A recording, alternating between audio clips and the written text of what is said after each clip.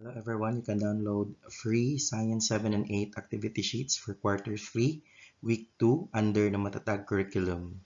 So disclaimer lang, this is a self-made activity sheets. So you can free download this one after you finish the video. Thank you so much. So for Science 7 quarter 3, week 2 under the Matatag curriculum, the topic is balance and unbalanced forces, and the learning competency is identify and describe everyday situations that demonstrate balance and balanced force. So for the first thing, you need to recall for the activity or the topic, what is force.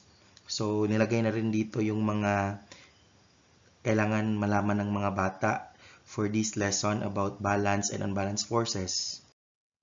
So meron tayong activity 1, identify it. So there are situations here and they will identify what type of force is present with that situation. For the activity 2, act it out. So they will act some of those balanced and unbalanced forces, practical examples together with their seatmates. So they will list the balanced situation and the unbalanced situation. So we also have here activity 3, let's create.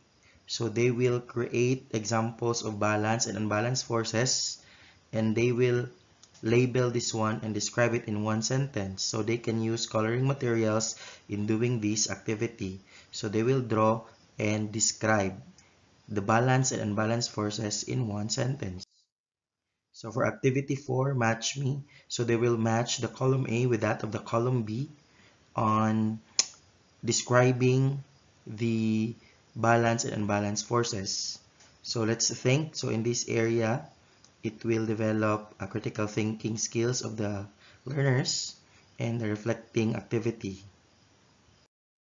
So for the Science 8 quarter 3, week 2 under the Matatag curriculum, topic upper crustal layers of the solid earth. Learning competency, gather information from secondary sources to name and describe the upper crustal layer of the solid earth.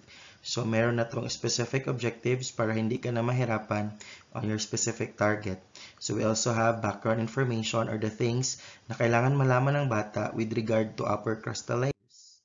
And we have also here activity proper for activity 1, layer detective. So the answers will be based on the informations given, and the activity 2, connect the layers. So the learners will just select from column A, from column B on their answers.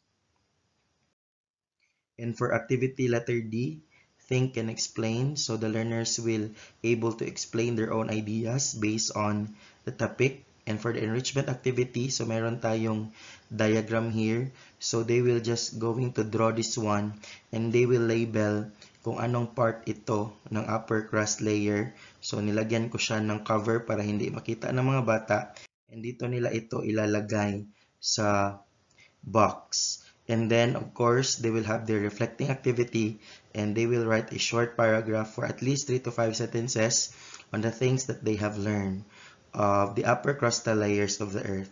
And for watching on this short video, and don't forget to subscribe, like this video if nagandahan kayo, and click the notification bell para updated kayo on the next lessons and the next activity sheets na ating ibibigay. And this will be for free. So comment down your email below to download the activity sheets for free. Thank you so much.